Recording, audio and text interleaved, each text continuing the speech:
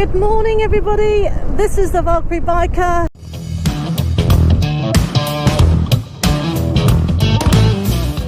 And what a beautiful morning it is too. If you don't know who I am, my name's Freya.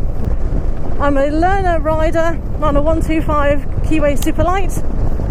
And if you are already subscribed to this channel, welcome back and thank you for watching another video.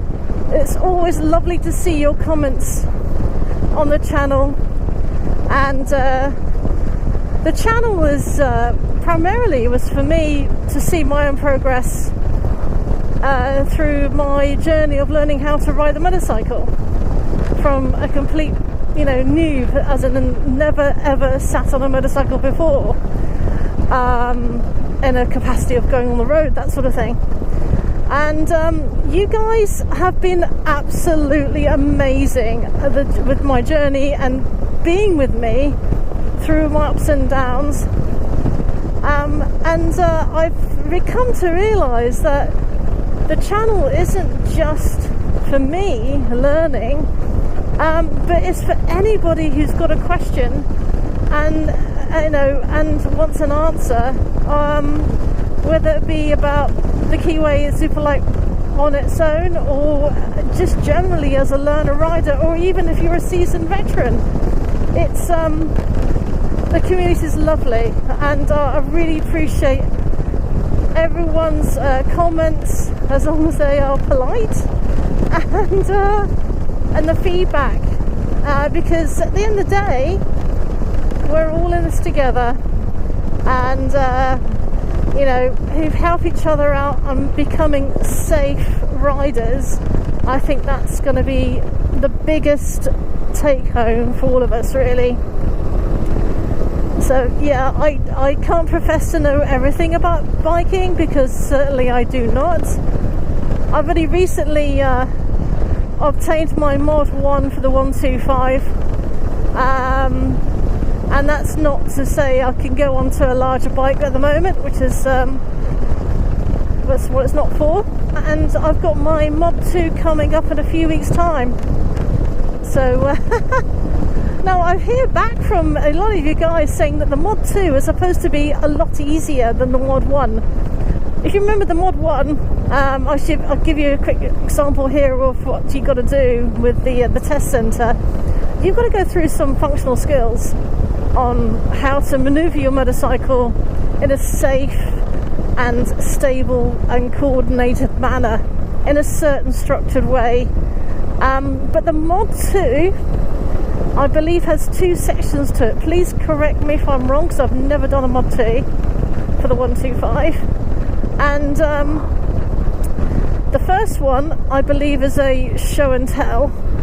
So I believe these questions here is what's needed about how to make your, questions about your motorcycle generally. And I could have overtaken here, but I'm not going to now. And the MOD2 practical is just that. You go on the road for 40 minutes, from what I understand, and you follow instructions from the instructor, and then you come back again.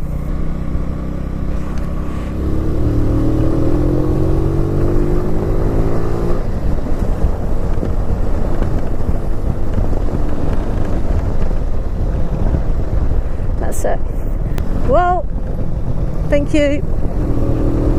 Now, did you notice that lady?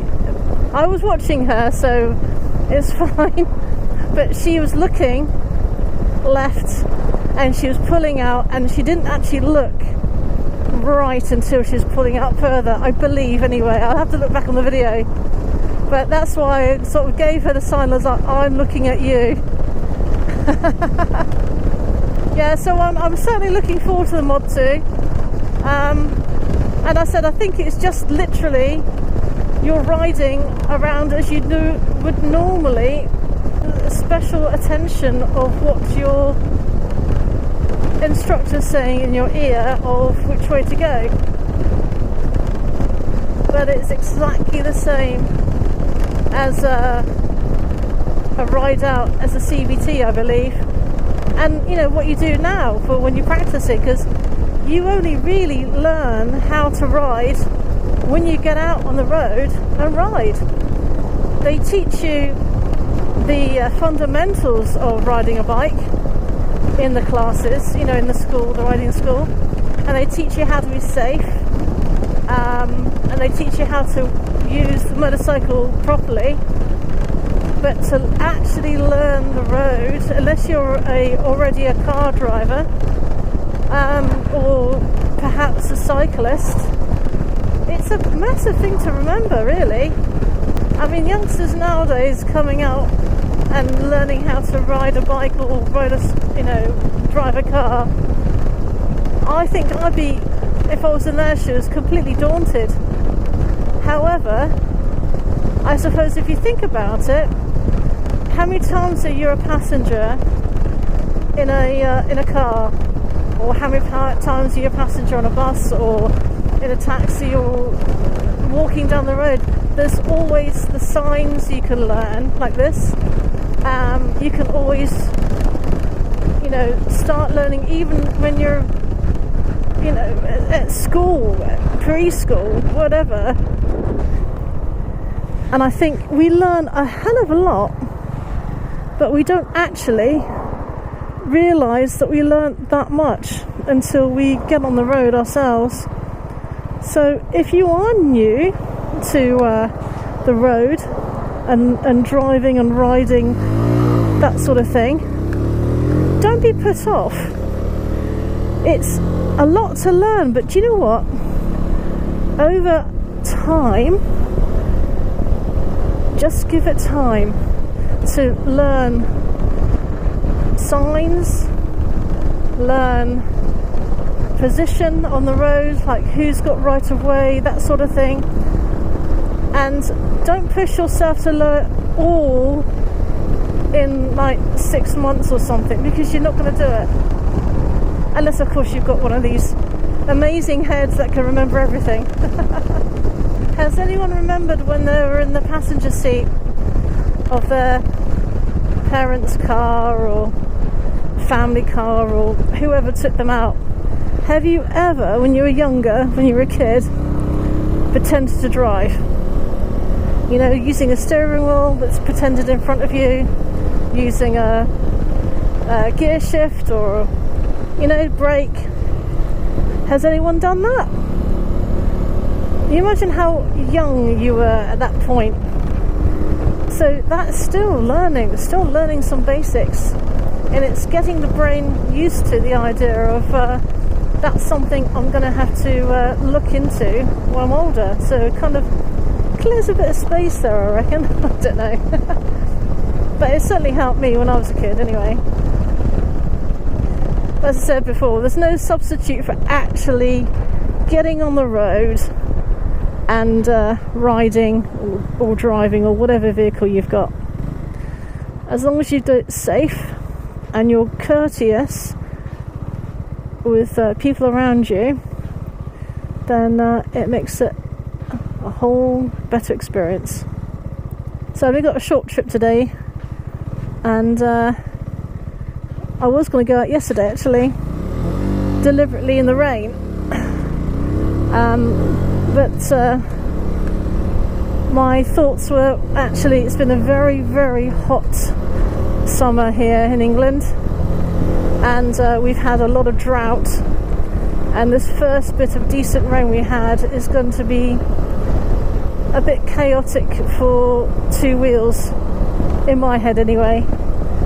And I thought I'd rather be a bit safe and let the roads clear a little bit with a bit more rain and usage before I jump on there again. I certainly think that learning how to ride in the rain is vital, especially in the UK, or if you're in a country that has a lot of rain at a moment's notice, because you could be in a lovely sun like the here today, and the next minute you could come back from where you're going for up to, and it could be pouring down. And if you've never ever driven in the rain before, you don't get the experience of doing that. And how would you know what to do unless you practiced it? So even though I'm quite a fair weather rider at the moment, I still do practice in the rain. But yesterday it was a bit, you know what, it didn't feel right, so I didn't do it. I've just positioned myself slightly to the right, now going to the right because I want to take the third exit here. So checking my mirrors, now I'm going to be indicating, slowing it down. Make sure I'm in first before I get to the roundabout.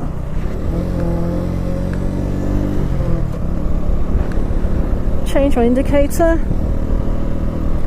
Slowing it a little bit more. And quit the indicator.